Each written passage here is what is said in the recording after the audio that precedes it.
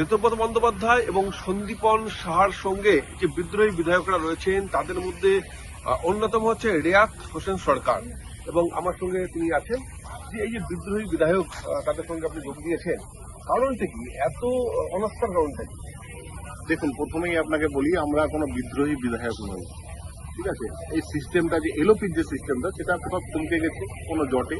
সেটাকে আমরা চাইছি যে এই জটটা কাটিয়ে উঠে নতুন করে একটা আমাদের দল থেকে একটা এলোপি তৈরি করা, যাতে আমাদের এই সংসদে গণতন্ত্রে যে বিরোধী যে ভূমিকা, একটা গুরুত্বপূর্ণ ভূমিকা, সেই ভূমিকাটা যাতে আমাদের যাতে চালু থাকে, বহাল থাকে, সেটাই। কিন্তু আপনাদের দল তো তৃণমূল কংগ্রেস, যেখানে নেতৃত্ব মমতা বন্দ্যোপাধ্যায়, সেক্ষেত্রে আরো একটা দলের ভেতরে আবার দল।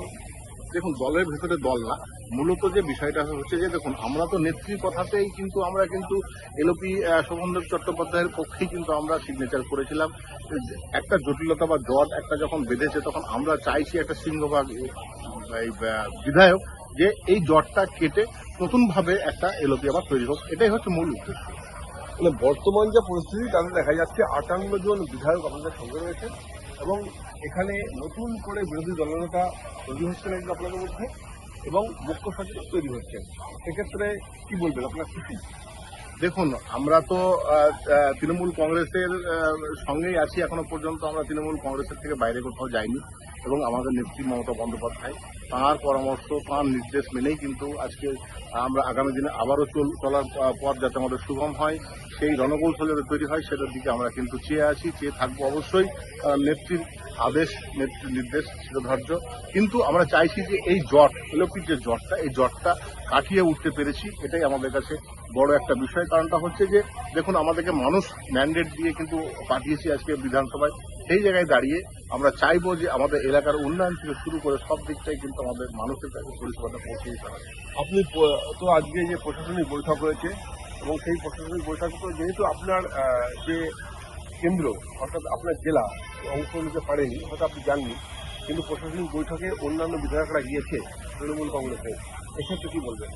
দেখুন, বিষয়টা হচ্ছে প্রশাসনিক বৈঠকে নিশ্চয়ই এখানে সর্বদলীয় যে প্রশাসনিক বৈঠক, সেখানে সমস্ত সবাইকে যাওয়া দরকার, কারণ কার এলাকার কি ঘাটতি আছে, কি দরকার আছে, সেই জায়গাটা কিন্তু তুলে ধরা অবশ্যই দরকার প্রশাসনিক বৈঠকে, এবং সেই পরিষেবাটা নিশ্চয়ই আমরা পেতে চাই, এলাকার মানুষকে দিতে চাই।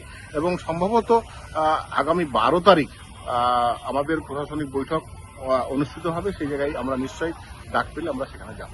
মানে 12 তারিখ আপনার জেলাকে নিয়ে ফের প্রশাসনিক বৈঠক করবে শুভেন্দু অধিকারী, এবং সেখানে আপনি যাবেন? অবশ্যই, কারণ আমাকে এলাকার স্বার্থে আমাকে যেতে হবে, মানুষের স্বার্থে, এলাকার মানুষের স্বার্থে আমাকে যেতে হবে। আমার শেষ প্রশ্ন, যে মমতা বন্দ্যোপাধ্যায় আপনাদের এটাকে যদি মান্যতা না দেয়, সেক্ষেত্রে কি করবেন? আমরা চাইবো যে নিশ্চয়ই দিদি এতগুলো যখন বিধায়ক আছেন, ঠিক আছে, তো নিশ্চয়ই সেই বিধায়কদেরকে মান্যতা দিয়ে হয়তো কাজটা করবেন, এটুকু আমরা আশা রাখবো। একদমই। আমরা কথা বলে নিলাম রেয়াত হোসেন সরকারের সঙ্গে, এবং তিনি জানালেন যে তারা লড়াই করবেন, অর্থাৎ নতুনভাবে যে তারা 58 জন রয়েছেন বিধায়ক, তাদেরকে নিয়ে একসঙ্গে বিধানসভায় থাকবেন এবং লড়াই করবেন। ক্যামেরায় কিশোর মুখার্জি, বিপ্লব চক্রবর্তী, এই সময় লাইভ।